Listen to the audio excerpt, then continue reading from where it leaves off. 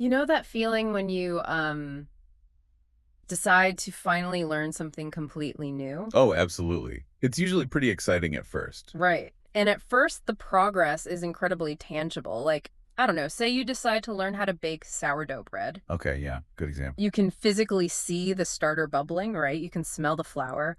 Or if you learn to drive a manual transmission car. Oh, that's a stressful one. It is, but you can physically feel the engine stall out. You figure out the clutch, and eventually you feel those gears just click into place. Yeah, there's a very clear, visible, tactile progression. You know you're moving forward. Exactly.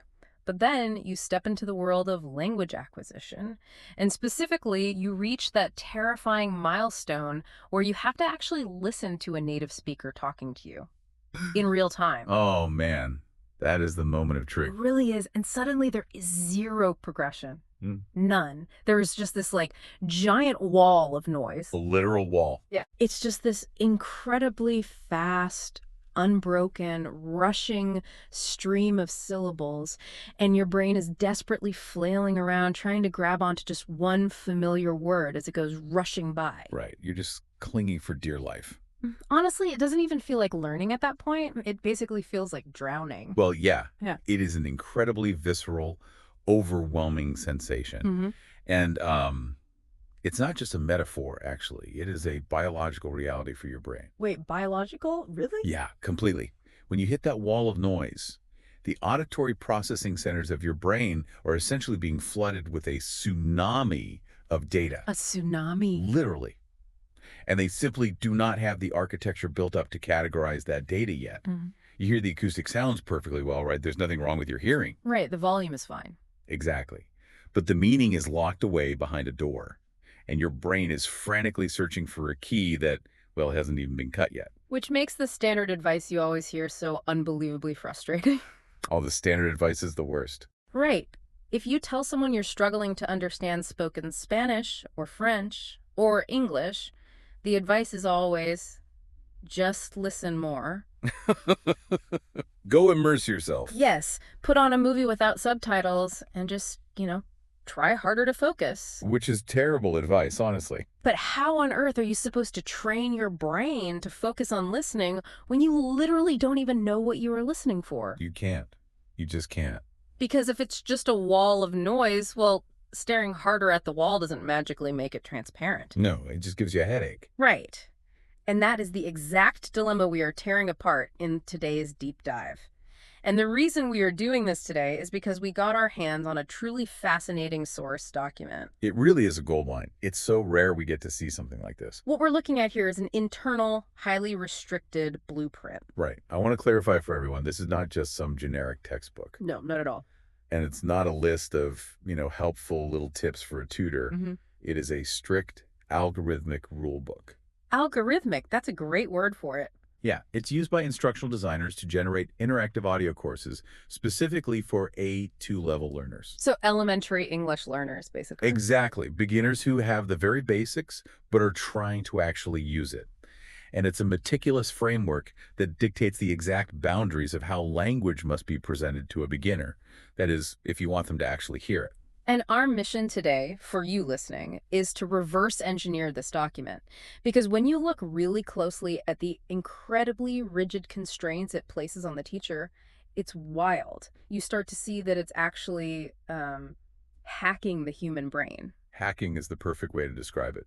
It reveals the exact neurological mechanics of how we build listening focus totally from scratch. And it requires a complete paradigm shift from that standard just try harder advice we talked about. Oh, a 180-degree shift. Yeah. Focusing on a new language is not about exerting more willpower. It's not about, gripping the steering wheel tighter. Right, trying to force it. Exactly. Yeah. It is entirely about engineering the environment to remove cognitive overload. Because here's the biological truth. If your working memory is overflowing, you are biologically incapable of processing new information. Biologically incapable. Wow, I want to linger on that idea of engineering the environment for a second. Sure. Because that implies that the environment native speakers create naturally, like when we just talk normally, is basically toxic to a learner. Oh, it's highly toxic. It's a hostile environment for a beginner. So let's look at the actual architecture of the environment this blueprint forces the teacher to build. There's a section titled Speaking Style, and the rules are just incredibly explicit. Very strict. No wiggle room. Number one is speak slowly and clearly. Okay, That's obvious. sure. Standard stuff. But number two is where it gets crazy to me. It says use short sentences of exactly 5 to 12 words. 5 to 12, not Right, 13. right. Number three, use simple A2 appropriate vocabulary. And number four, avoid difficult grammar and idioms entirely. Entirely. I really want to zero in on that 5 to 12 word rule. Why such a mathematically specific tiny window? I mean, native speakers use 20, 30 word sentences all the time in just normal, casual conversation. We do it constantly without thinking. So if we train learners only on these little 12-word bursts, aren't we just sheltering them? I mean, aren't we setting them up to completely fail the second they walk into a real coffee shop? Well, that's actually a very common criticism of simplified language learning, but it totally misunderstands how cognitive scaffolding works. Cognitive scaffolding. Okay. Walk me through that. To understand the 5 to 12 word rule, we have to kind of look under the hood at working memory. Right. The brain's scratch pad. Exactly. Mm. Working memory is your brain's temporary holding area. It's literally the scratch pad where you hold information just long enough to manipulate it. Okay. For an A2 learner, every single English word they hear is a brand new puzzle piece. It takes them a fraction of a second longer to identify that piece than it does for a native speaker. Because they don't have that automatic instantaneous recognition yet. They are translating on the fly in their head. Precisely.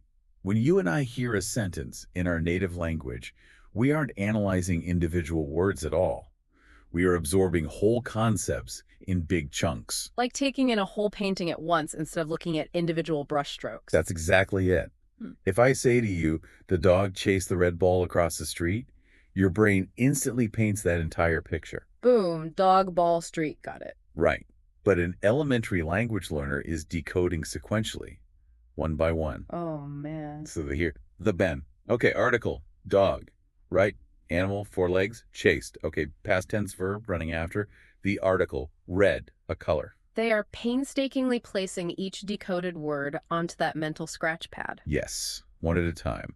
And I'm assuming you can guess what the problem is. That scratch pad has a very limited amount of space. It is remarkably tiny.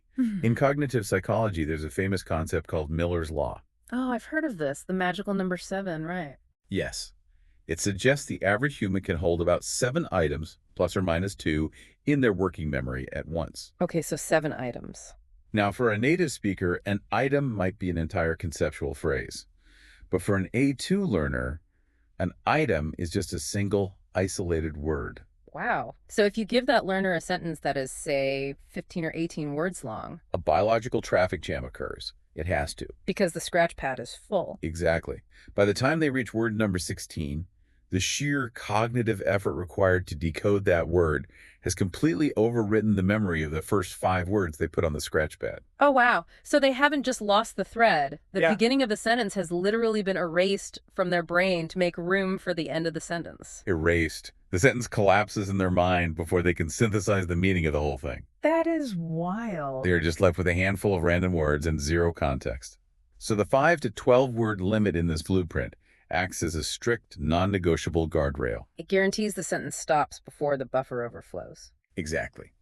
It guarantees that the sentence will definitively end and the overarching meaning will be delivered before the learner's working memory buffer runs out of space. It's basically an act of neurological mercy. Neurological mercy. I like that. That makes perfect sense when you put it like that. It's like feeding a baby solid food for the first time. Oh, yeah. You wouldn't hand a toddler an entire uncut steak and say, "Good luck, immerse yourself." No, they would literally choke. They'd choke. Yeah. You have to cut it into incredibly small, digestible bites.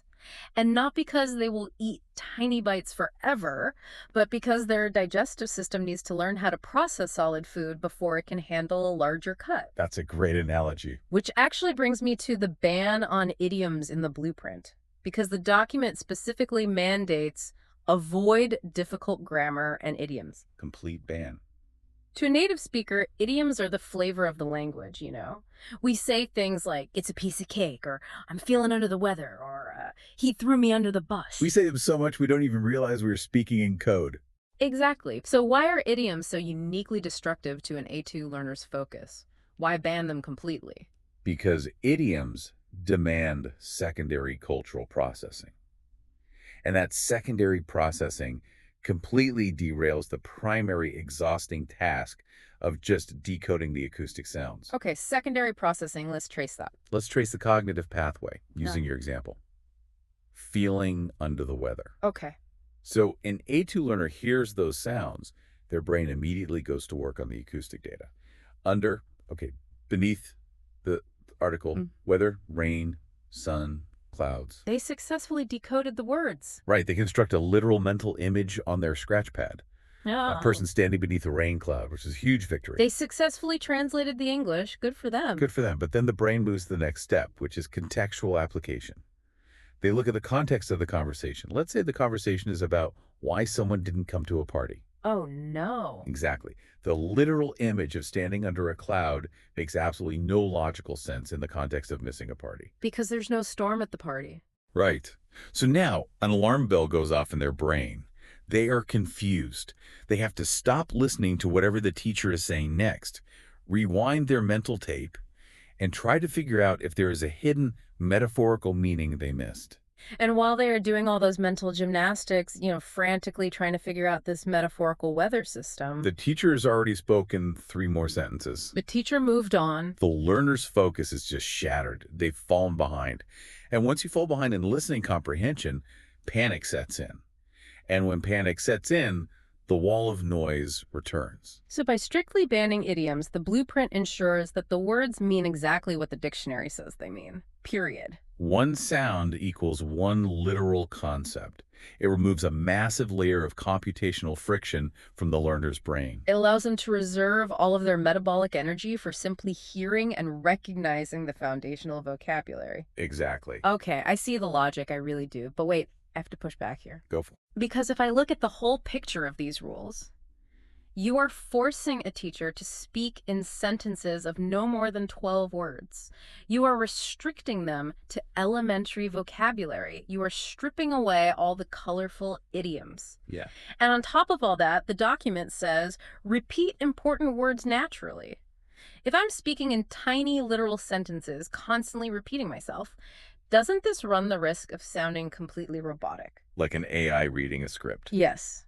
How does this framework balance this extreme simplicity with actually sounding like a human being? Because nobody wants to learn a language just to speak to a chatbot. They want human connection. It's a crucial distinction, and it really comes down to one word. Prosody. Prosody. Yes. Prosody refers to the rhythm, the melody, the stress, and the intonation of speech. The blueprint doesn't ask the teacher to sound like a machine reading lines of code. It explicitly asks them to sound like a friendly, engaging teacher. So the naturalness doesn't come from complex vocabulary. Not at all. It comes from the human voice. It comes from how you say the 12 words, not the words themselves. Okay, that makes sense. You can tell a very compelling, emotionally resonant story using only 8-word sentences if your vocal delivery is engaging. I mean, think of the best children's books. Oh, like where the wild things are. Exactly. The language is incredibly constrained, but when a good storyteller reads them, it is captivating. You aren't bored. Because the emotion is in the delivery. Yes. Furthermore, the repetition of important words, when delivered with natural prosody, doesn't feel robotic to a learner. What does it feel like? It feels like a lifeline. A lifeline. In that rushing stream of noise, every Okay. time they hear a repeated core word, it provides a jolt of recognition. It gives them a micro boost of confidence, and that actually re-engages their focus rather than boring them. It's an anchor. It gives them something solid to hold on to before the next wave of unfamiliar syllables hits. Exactly. All right, so we've constrained the words themselves to protect working memory. We've cut the sentences down. We've stripped out the cultural code. But even with short, literal sentences, the brain still has to process the sound. Which leads me to something in this document that absolutely blew my mind. The second half of the blueprint. Yes. Because the rules governing the words are only half the story. The other half governs what happens the millisecond the teacher stops speaking. And this is perhaps the most heavily enforced and neurologically vital mechanism in the entire curriculum design. This document is just obsessed with a very specific rule, a mandatory 5-second pause. Yes. 5 whole seconds. It is everywhere in here. It's required after explaining a vocabulary word. It's required after every single comprehension question. It's required after every speaking prompt to give the learner time to answer. Mandatory. The instruction literally reads, pause for about 5 seconds. Now let's just ground this in reality for a second. To a native speaker in a normal social conversation, a full 5-second pause is not just a long time. It is an excruciating eternity. It's agonizing. It feels like a complete breakdown of the social contract to us. It really does. If you ask me a question right now and I just stare at you for 5 seconds, you're going to assume I am either incredibly angry with you or I'm having a medical emergency. I would definitely ask if you were okay. Exactly. But this document treats it as the golden rule. So, what is actually happening in the learner's brain during those 5 seconds of dead air? Why is it so critical? Well, we have to realize that for a language learner, listening focus does not end when the sound stops hitting the eardrum. Okay. In fact, the heaviest lifting happens in the silence. We can break down what happens in that 5-second window into a specific 4-step cognitive sequence. Okay, let's walk through these steps. What is step 1? Step 1 is the auditory buffer. Auditory buffer. Right. When the teacher stops speaking, the acoustic echo of the sentence is actually still bouncing around in the learner's short-term sensory memory. Sort of an echo. Yeah, it lasts for maybe 2 or 3 seconds. Uh-huh. They are literally holding the sound in their mind, trying not to let it fade before they can process it. Oh, like when someone gives you a phone number verbally, and you keep repeating the sounds in your head until you can find a pen to write it down. Precisely. That's the phonological loop holding the raw data. Okay, so that's step 1. What's step 2? Step 2 is translation and decoding. The learner's brain is rapidly scanning its internal dictionary, trying to match those acoustic sounds to known vocabulary words and grammatical structures. They are converting sound waves into data points. Exactly. Just translating the raw input. Okay, so they've got the raw data translated. They have a list of words. What's step 3? Step 3 is meaning making. Having a list of translated words isn't enough. They have to synthesize those parts into a cohesive idea based on syntax. They have to figure out how they fit together. Right. They have to figure out the relationship between the words. The subject is I, the verb is eat, the object is apple. The teacher is asking me if I eat apples. That seems like a massive amount of work just to understand a basic question. It is. But wait, if this is a prompt, they also have to answer. So they aren't done. Right, so what is the final step? Step 4 is formulation. Now that they understand the question, they have to reverse the entire process. Oh, boy. They have to search their internal database for the English words to express their response, string them together using the correct A2 grammar rules, and then physically prepare the motor neurons in their mouth, jaw, and tongue to produce those sworn sounds. That is just an astonishing amount of cognitive processing. It is exhausting. And here is a critical point. It takes time. It takes every millisecond of those 5 seconds. Okay, I see where this is going. If a teacher asks a question, waits only 1 or 2 seconds, which, by the way, feels totally natural to a native speaker. 2 seconds feels like plenty of time. Right. But if the teacher jumps in after 2 seconds to prompt the student or rephrase the question or just move on, they are actively sabotaging that 4-step sequence. Wait, really? So if I'm a well-meaning teacher and I see the student struggling for 2 seconds and I jump in to say, do you understand? Should I repeat it? I'm actually ruining their focus. You are devastating it. Oh, wow. By introducing new auditory input while they are in the middle of step 3 or step 4, you force their brain to abandon the processing of the original question just to deal with a new sound wave. You overwrite their auditory buffer. You erase the scratch pad again. Exactly. This leads to a total collapse of focus. The learner realizes they will never be given enough time to complete the sequence, so their brain simply stops trying. They just give up. They start passively letting the wave of audio wash over them. Wall of noise is back. That is so counterintuitive. We think we are helping by filling the silence, but we are actually interrupting the most crucial part of the learning process. Exactly. I really want to make sure we truly understand the gravity of this silence because as native speakers, we are deeply, deeply conditioned to abhor dead air. We hate it. In broadcasting, in podcasting, silence is literally a sin. We feel it instantly. So let's actually demonstrate this right now. Oh boy.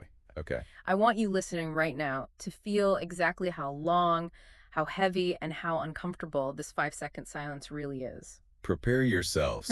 I am going to ask a very simple question, and then we are going to sit here and leave exactly 5 seconds of dead air. Ready? Ready. What is your favorite movie and why? 1, 2, 3, Yeah. 4, 5. Okay, we are back. That felt like an hour. Did you feel that? By second 3, you probably felt this physical urge in your chest to jump in, to say anything to break the tension. It feels so heavy. It really does. And that physical tension, that's the social anxiety we feel as native speakers. Yeah. But we have to completely flip our perspective here. Also, Imagine experiencing that exact same 5 seconds of silence, not as an awkward social tension, but as an absolute lifeline. a lifeline. Yes, if your brain is sprinting through those 4 cognitive steps, translating, meaning, making, formulating that dead air is actually a mental sanctuary. A sanctuary. Wow. It is a vital breathing space that prevents panic. Let's talk about panic for a second, because panic absolutely destroys focus. I've actually experienced this firsthand. Oh, really? Yeah. A few years ago, I was in Paris, and I had practiced a little bit of French, just enough to, order a croissant and a coffee. Essentials. Right. So I walked up to the counter, delivered my little rehearsed line perfectly, and the barista replied with a question. Oh, no. Off script. Completely off script. It was probably something simple like for here or to go, but he said it at normal speed and he was staring right at me, waiting for an instant response. Wow. I completely froze. My heart started pounding, my palms got sweaty, and I experienced what felt like a biological shutdown.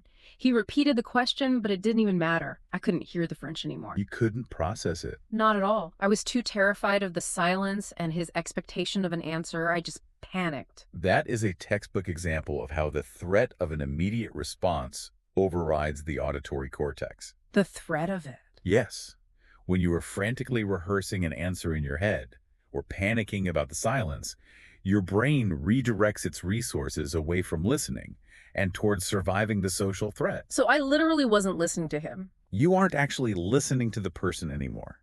You are managing your panic. By structurally enforcing the 5-second pause, this blueprint provides a psychological safety guarantee. It's basically conditioning them not to fear the silence. Exactly. It tells the learner's subconscious, you do not need to panic. You are safe here. You will be given ample time to process every single input. And once the brain accepts that the silence is guaranteed, The anxiety drops. And when the anxiety drops, the biological capacity to focus on incoming auditory information just skyrockets. It is a brilliant, necessary piece of behavioral conditioning. wow. Okay, so we have these simple 12-word sentences, strictly literal, stripped of idioms, and they are punctuated by these luxurious, guaranteed 5-second pauses. We've built a safe environment. Right. Now let's look at how the blueprint actually applies these tools to sustain listening practice, because you can't just throw random sentences at someone. No, there has to be structure. The document details a specific listening practice step, which is built around what I would call the microstory method. The micro story. I like that. The rule states that the teacher must tell a short story, but short is a massive understatement. The blueprint mandates a story of only 40 to 80 words in total. Which is incredibly brief. To put that in perspective for everyone, 80 words is about 4 or 5 sentences. If you read it aloud at a normal pace, it takes less than 30 seconds. Less than 30 seconds. It is microscopic, and the instructions say the teacher has to read it once slowly. Okay? Then they must read it again at a natural speed. Finally, they ask 3 comprehension questions with those mandatory 5-second pauses after each one. The standard protocol. So my first question here is about the length. Why artificially constrain a story to 40 to 80 words? If we've already fixed the vocabulary and the sentence length, why not tell a nice 3-minute story about going to the grocery store? It all comes back to a concept called listening fatigue. And listening fatigue is the absolute enemy of focus. Listening fatigue. We talked earlier about the immense cognitive load required to decode A2 English, right? It burns calories, it physically exhausts the brain's resources. Right, the four-step translation process. This, when you listen to your native language, it's like walking on a flat, paved road. You can do it for hours and barely notice. But when an A2 learner listens to English, it's like sprinting up a steep hill through deep mud. The metabolic cost is just astronomically higher. Exactly. If you give a learner a 3-minute story, they might understand the first 30 seconds perfectly. They are translating, they are focused, but around the 1-minute mark, the fatigue sets in. They get tired. Very tired. Their working memory gets bogged down. They encounter a word they don't know. They fixate on it for a second too long. They lose the context of the sentence. And by minute 2, they have completely tuned out. Oh, wow. Their brain has essentially gone into power-saving mode to protect itself from cognitive overload. So the 80-word limit is basically a preventative measure. Yes. It guarantees that the story is completely over before the fatigue has a chance to set in. It ensures a 100% focused engagement rate from the first word to the very last. It prioritizes the quality of the focus over the sheer quantity of the input. Precisely. It is far better for a learner to fully comprehend and deeply engage with 80 words than to passively tune out during 500 words. That makes total sense. Now, let's look at the two-pass method. The blueprint requires the teacher to read this micro-story once slowly and then immediately read it again at a natural pace. Right, the layering of speed. Why is this specific layering so important? If they heard it slowly and understood the words the first time, haven't they already got the point of the story? Why do it twice? Because listening to a foreign language actually requires two completely different types of processing. And it is neurologically very difficult for a beginner to do both simultaneously. Two types of processing. Okay, what's the first one? The first pass, the slow read, is strictly for decoding. This is the data gathering phase. The learner is identifying the individual vocabulary words, relying on those 12-word boundaries, and piecing together the basic narrative facts. Who is the story about? What did they do? Where did they go? Exactly. And because the pace is slow, they have the cognitive bandwidth to translate all that data. Okay, so they've got the plot. They know John went to the store to buy an apple. Right. Why read it a second time faster? Because they've understood the data, but they haven't absorbed the prosody. Ah, prosody again. Yes. That second natural pass is where the real magic of language acquisition happens. During the second pass, their brain isn't panicking about figuring out what the words mean. They already know the story. They know John buys the apple. The cognitive burden of translation is gone. Exactly. It's lifted. So they can shift their entire focus to the rhythm, the stress, the intonation, and the way words link together in real spoken English. They transition from reading the lyrics on a page to actually listening to the music of the language. I love that distinction between the lyrics and the music. It reminds me of watching a really complex magic trick, Okay, tell me more. like a sleight of hand coin vanish. If a master magician performs a French drop at full speed the very first time, your eyes can't track it. You just see a blur and the coin is gone. Right, it's just magic. It's magic, but you didn't learn anything. But if the magician says, watch closely, and performs the move slowly, Showing you the mechanic. exactly, deliberately showing you exactly where their thumb goes, how the fingers curl, and how the coin drops into the palm, you decode the mechanics of the trick. You gather the data, just like the slow read. Right. And then they say, now watch it at performance speed, and they do it fast. But because you watch the slow version, you aren't overwhelmed. You know exactly where to focus your eyes. That is a phenomenal analogy. You aren't distracted by the waving of the other hand.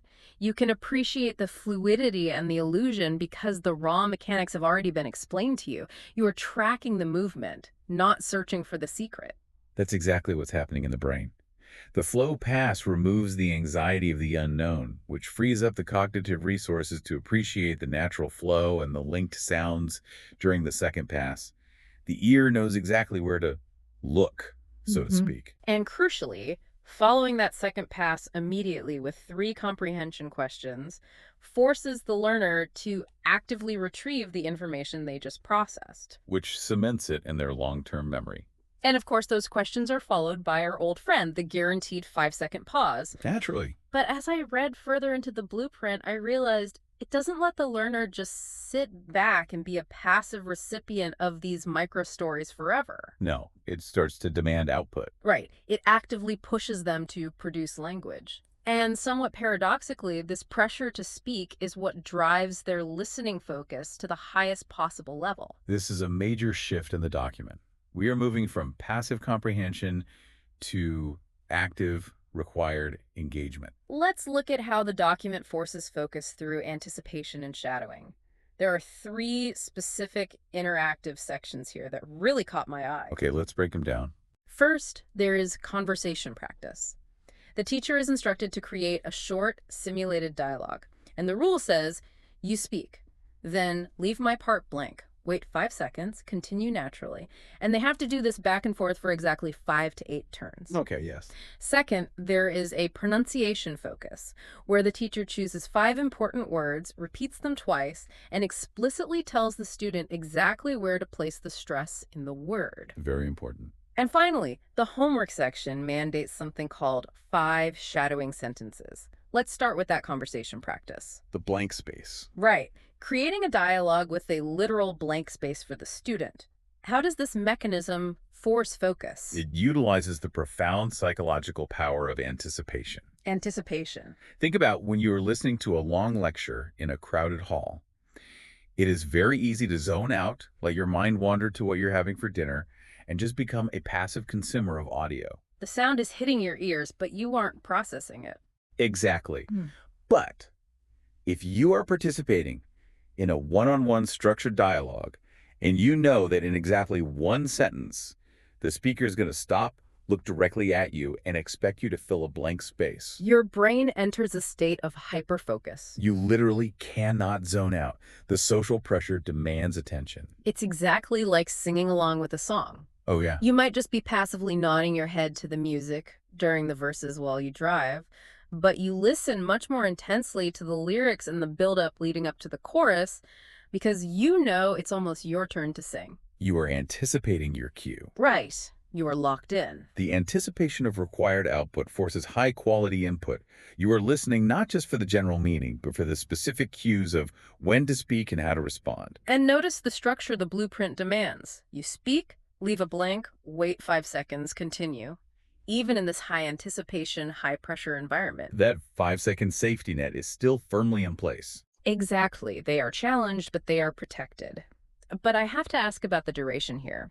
Doing this for 5 to 8 turns, is this constant back and forth exhausting for a beginner? It is a lot of work. Right, because we just spent 10 minutes talking about the dangers of listening fatigue with a tiny 80-word story. Yeah. Doesn't a multi-turn, high-pressure conversation drain their cognitive battery even faster? It absolutely would if it were an open-ended, free-flowing conversation where they didn't know when it would end. But the blueprint specifically caps it at 5 to 8 turns. This cap acts as a structural safety net.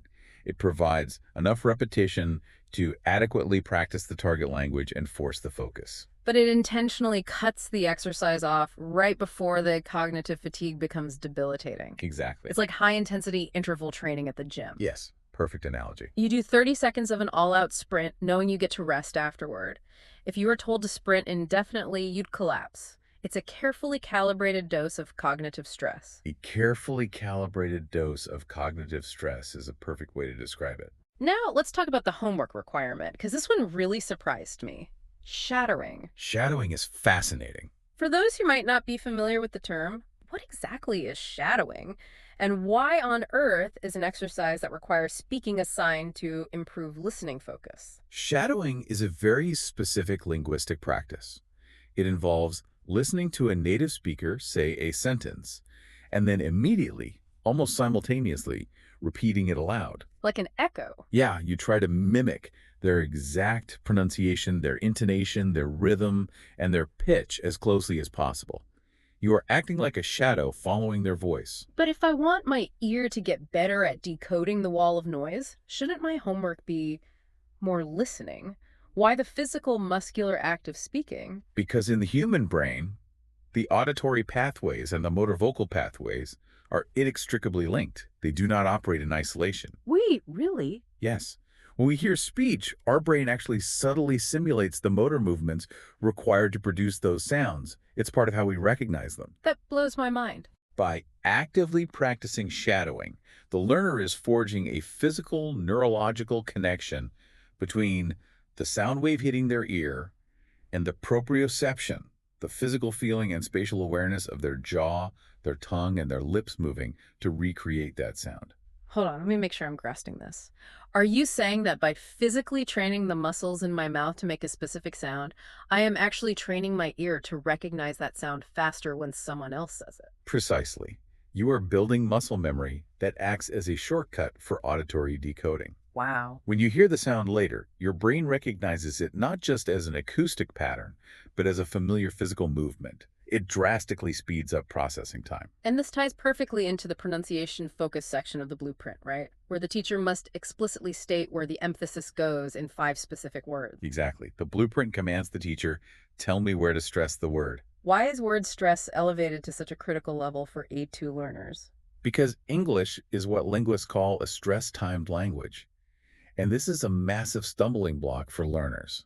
Okay, what's the alternative to a stress-timed language? How does English differ from, say, Spanish or Japanese? Spanish and Japanese are generally syllable-timed languages. In a syllable-timed language, every syllable receives roughly the same amount of time and weight. Okay, what does that sound like? It sounds kind of like a machine gun. Ta-ta-ta-ta-ta. It's very even and predictable. But English does not work that way. Not at all. English conveys meaning by hitting the peaks, the stressed syllables, with extra volume and length, and rushing through the valleys, the unstressed syllables, often reducing them to a generic sound known as a schwa. So it's not even. No, English sounds more like Morse code. Day, day, day, day, day, day, day, day, So the rhythm is incredibly uneven. extremely uneven. And A2 learners, especially those coming from syllable-timed languages, naturally try to listen to every single syllable equally. They try to catch every ta-ta-ta. Which must be exhausting. It's inefficient, exhausting, and ultimately impossible in natural English because native speakers swallow half their syllables. Right, we mumble all the time. By explicitly teaching the learner where the stress falls in core vocabulary, you are training their ear to listen for the peaks. You are teaching them how native speakers actually encode and process meaning.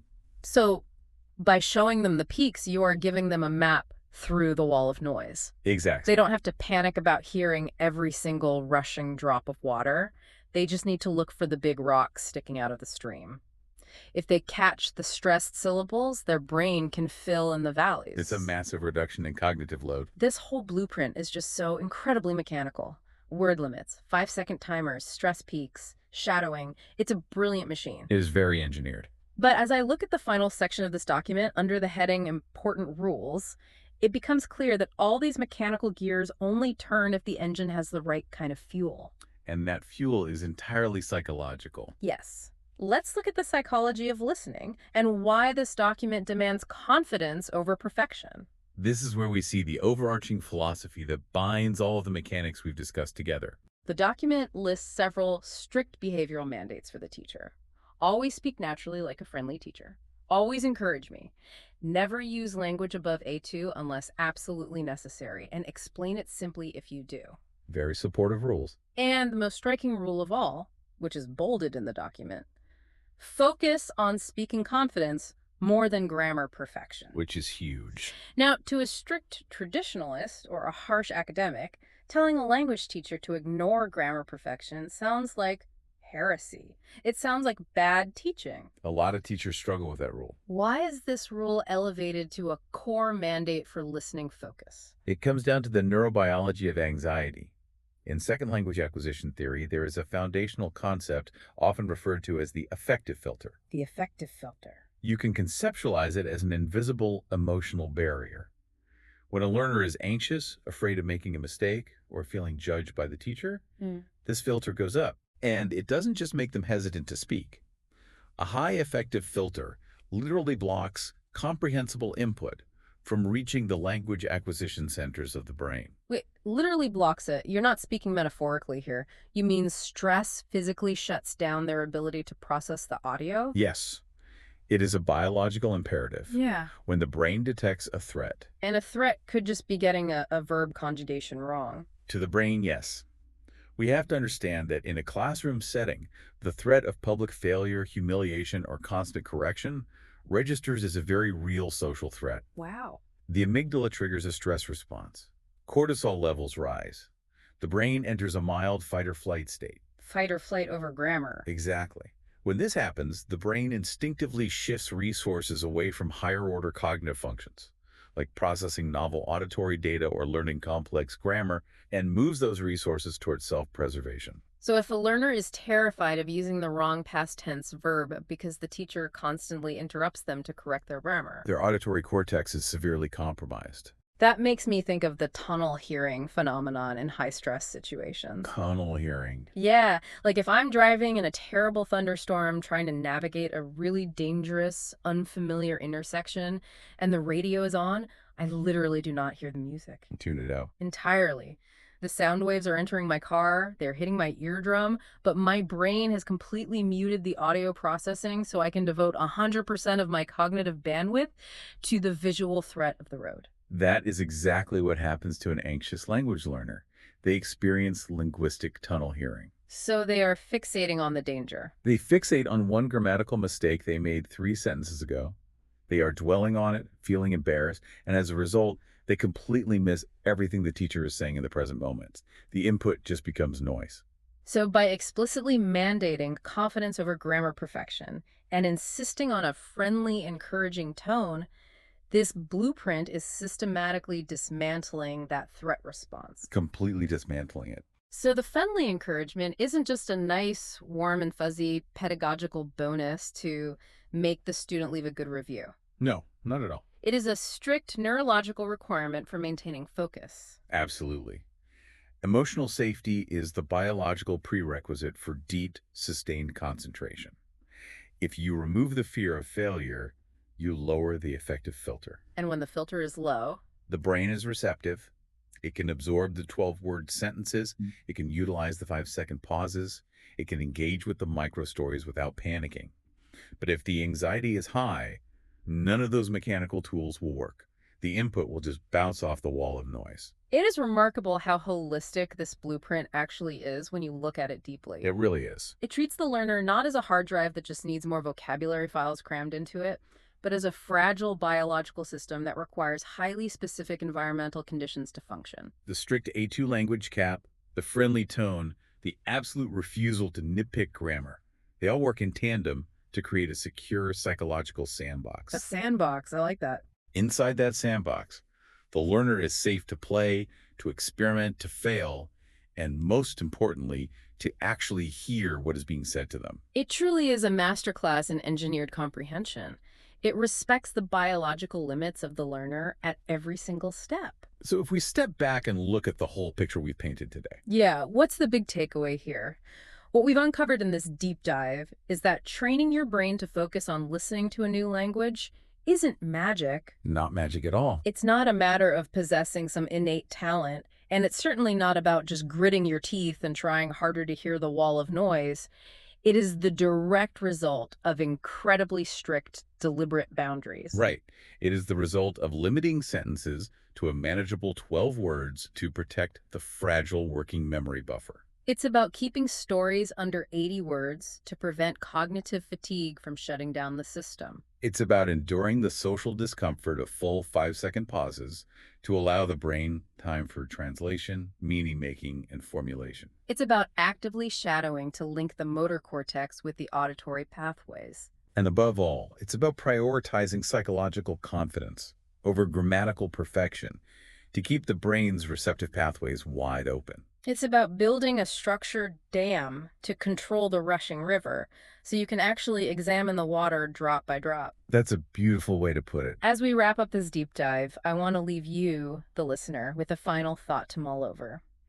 We've spent this entire time analyzing how this highly structured, pause-heavy, simplified, and emotionally safe method is the absolute best way to help an A2 learner process and focus on a foreign language. Right. But Shouldn't we consider using elements of this in our native language? Oh, that's an interesting thought. Think about the most complex, high stakes conversations you have in your own life. An argument with a spouse where emotions are running high. A very high effective filter there. Exactly. Or a critical, tense performance review with an employee. Yeah. A difficult, multi layered business negotiation. How often do those native language conversations devolve into a wall of noise? Probably more often than we'd like to admit. How often do we experience tunnel hearing because we are anxious or defensive, or simply overwhelmed by the sheer volume of words the other person is throwing at us? We stop listening and start formulating our defense. Right. Imagine how much better we would listen to each other if we intentionally engineered those environments the way this blueprint does. What would that look like? What if we consciously used shorter, clearer sentences when discussing sensitive topics? What if we stripped out the confusing idioms, the passive aggressive metaphors, and the corporate jargon? That would certainly lower the cognitive load. And what if we actively prioritized the other person's emotional safety over proving we were grammatically or factually perfect? Confidence over perfection in a real relationship. Exactly.